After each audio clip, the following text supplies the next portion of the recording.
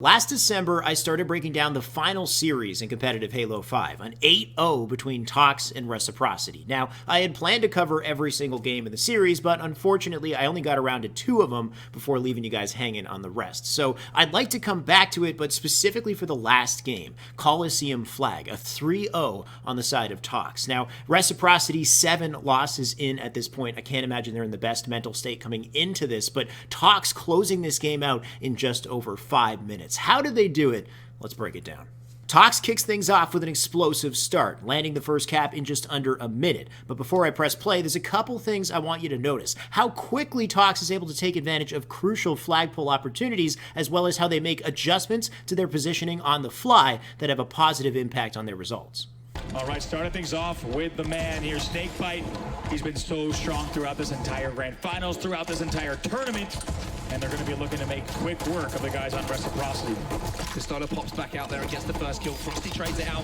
Frosty going to get that sniper rifle as well, and it just seems that every time we watch this particular map and we see Frosty on it off that opening, somehow he gets the sniper in his hand. And that's right away the first 3 kills going towards Tox. Reciprocity answering back though and getting that stop momentarily, but look at this, they've already crossed the 50-yard line. They haven't. You're going to have to get past Frosty if you want to stop it, and that's not going to be easy. Trippy gets taken down. Sane and Pistola managed to stop things, but there we go. The man we were talking about gets the flag back, and a big pull comes out here, but this should be a cap here for Tox Gaming if they can just play this right. Return comes in now from Royal 2, or does it? Did the touch come in? No, it didn't, and that flag will potentially eventually go in, but Reciprocity, they're not giving up on this one. Double kill from Snakebite. He finished what he starts, and that's 1-0 to Tox. All right, let's run it back. The match kicks off with a 3-1 split on the snipe side between both teams. Snakebite makes his way over to Red Maze. Well, if you look on the radar, right behind him is Lethal. He'll go up to top catwalk. Frosty's pushing up Red snipe ramp, while Royal 2 is solo pushing up the Rocket Street. And that is directly countered by the blue team, with Trippy on the blue side Rockets, Snipe down on the blue snipe ramp, Saiyan is on blue DMR, drops down to the silver, and then Ola is directly across from Snakebite as he pushes up here. And Snakebite, a little over-aggressive here, thrusting early, but managing to get a couple crucial shots into both Ola and Saiyan before he goes down. Meanwhile, Frosty won his battle with Snipe down, and Lethal, as you can see on the kill feed, picked up the pieces, finishing off Ola. Now it's a 3v2, and this happens in the background, but pay attention to Lethal in this situation. You can see he's on the blue DMR. Without hesitation, he flies across top catwalk, finishes off Ola, and now he's going for an early flagpole, which ends up being perfect for Tox. And something that Tox does exceptionally well that a lot of teams don't do is they prioritize a rocket side flag run. You'll see this a lot throughout the analysis, is Frosty could have immediately taken this snipe over to the blue cave instead, blocked the spawn on blue cave, opened the spawns up on the rocks side of the map, and started blaning people as Lethal tried to grab the flag and take it out the street. But to do that, he would have to disregard the fact that Saiyan and Trippy are still up on the other side of the map and basically put Matt, Royal 2, in a 2v1 situation. So Frosty does something that covers all options. Even just taking this route here, he's got a beeline, like he can see Saiyan if he needs to, and actually it doesn't end up mattering too much because Royal 2 5s him with a perfect 5, and now Frosty's in a great spot with his sniper. I mean, think about this location with the sniper. He's got angles on basically the entire map. He can see snipe if he wants to. He can see everything on the rock side of the map. Smart decision from Lethal now as well to immediately pull it out to the rock side of the map where all of this coverage, they have all of this coverage here. So with Lethal running the flag through the elbow and Frosty with all these angles in the center of the map, it's safe to say the most likely spawn for Reciprocity is over on the blue cave. And Frosty knows in just a couple seconds there's going to be a lot of heat on his right-hand side. So he moves forward. Unfortunately, Royal 2 goes down. Trippy, the last remaining defense here, is somewhere in bottom mid, and Frosty makes a smart decision to adjust his positioning to fill in the gap that Matt left behind. And this is interesting because typically with a sniper, you might want to play back, be more passive, get angles. But Frosty makes a heads-up play here because he knows he is the only player who's in a position to help TJ with this cap. And by sitting here in this lane, if TJ goes down, he can continue to run that flag in a crucial moment. All he has to do is just stay alive, find angles, try to help in any way that he can. Thankfully, Lethal makes it across, and Frosty managing to get a nice kill with the no-scope in the final shot from the pistol before he goes down. The flag still in play here. Snakebite spawning on the elbow. He can pick it up.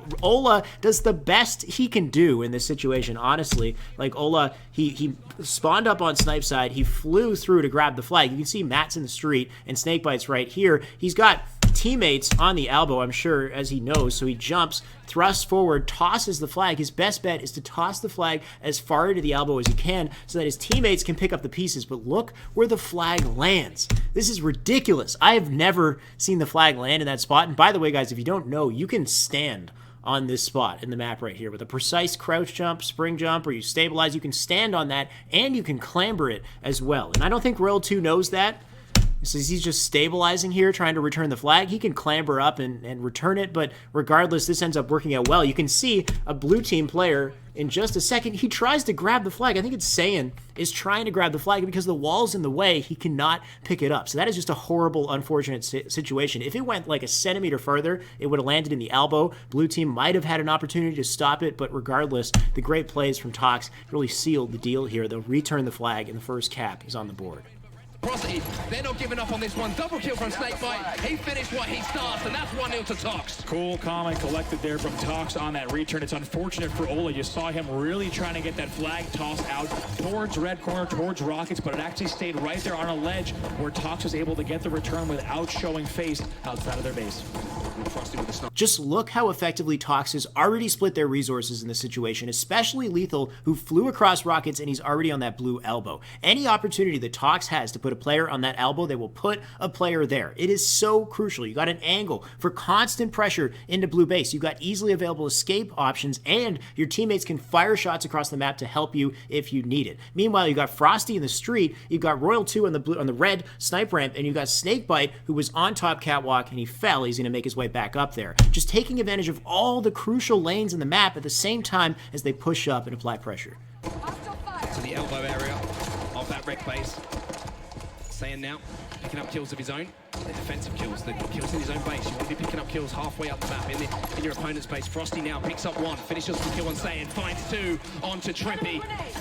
And you just know that he's hunting, listening to callouts, looking for that beautiful little triple kill. The worst thing about playing against Frosty on any map, but especially Coliseum, is you are safe nowhere.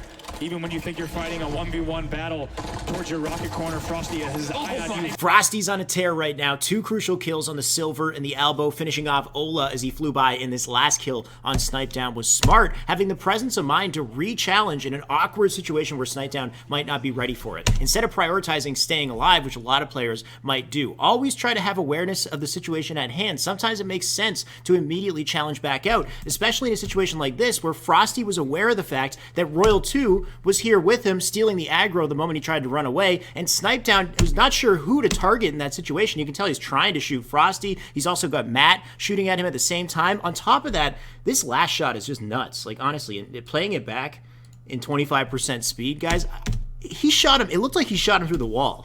Like, I don't know how the heck this man's hitting these shots on land. Look at this.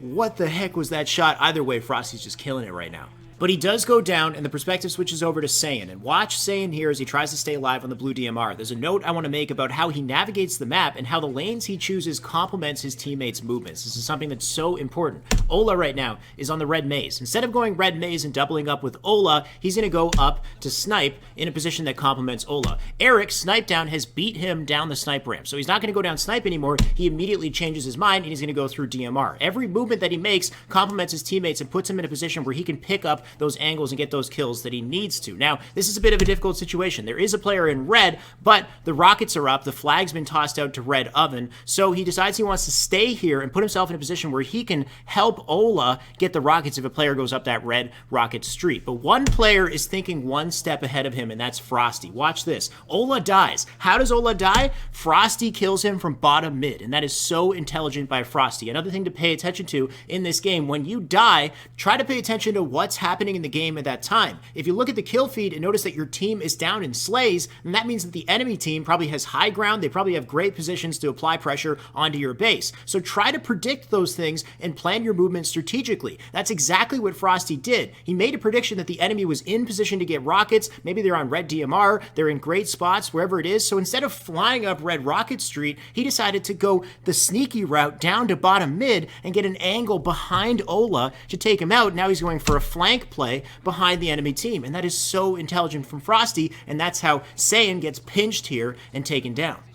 Let's fast forward to about a minute later in the match. Royal 2 has the sniper. This next team play from Tox sets the stage for the final 2 caps in quick succession. What's interesting about this play is how the team organizes their resources once again. They stack 3 players on the Rockets wall. You can see that you have Lethal, Royal 2, and Snakebite are pushing across Rockets, while Frosty is up on top Catwalk, whose objective is to stay alive, be a nuisance, try to stop the opposing players. It's an interesting play. It stacks a lot of firepower on this one side of the map, but in doing so, it leaves the sniper side completely open. So there's a bit of a risk here where players will spawn up in cave. They have a free opportunity to fly through and try to get that counter cap, and it puts a lot of weight on Royal 2 and Frosty's shoulders to stop that from happening. Royal 2 needs to land beautiful snipes across the map to stop these counter plays, and you'll see as it starts to happen here, Snakebite grabs the flag, they have the wall of protection here, and you can see on the kill feed in just 1 second, Royal 2 gets a crucial snipe. We don't get to see it on screen, but Royal 2 sniped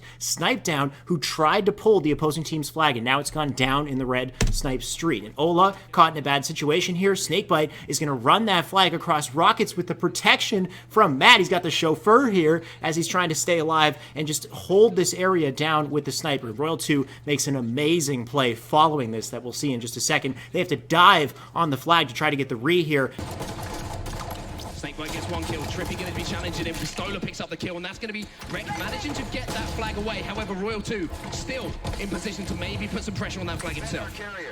Taking a look at exactly who's in position. Royal 2 is about to make a tournament-winning play. There's a number of things I want to point out, but first off, we know that Tox has Reciprocity's flag. We know that Reciprocity has Tox's flag somewhere over on the snipe side of the map. I'm not sure where, but we know that Reciprocity has a dilemma, a reason to fly out of their base, try to grab that flag, bring it back to their base, and create a standoff scenario. But Royal 2, in the meantime, is chilling on the blue bend. Somehow he's made it all the way over to blue elbow, but it's an interesting position. His team isn't really in a position to help him. They're focused on stopping the flag, but at the same time, we're not sure if Reciprocity even knows that he's here. So he has an important opportunity here. He could peek into blue base, try to get an angle on blue and kill a player off of spawn, but that would reveal his position and reveal the fact that he has a rocket launcher. So instead, he makes such a smart no-presence play. He decides to wait here and just listen, and this is so important because he gets an amazing opportunity for doing this. He clambers up to rocks, and look at this. Saiyan jumps out into blue elbow. Saiyan would not have jumped out into blue elbow if he had known that Royal 2 was here with a rocket launcher. Royal 2 is going to get a free kill. He knows that blue team has a dilemma. He knows they have to push out of their base, so instead of going into blue and trying to take them out of their base just firsthand, he's going to let them come out, and he's going to try to find sneaky opportunities to get these kills. And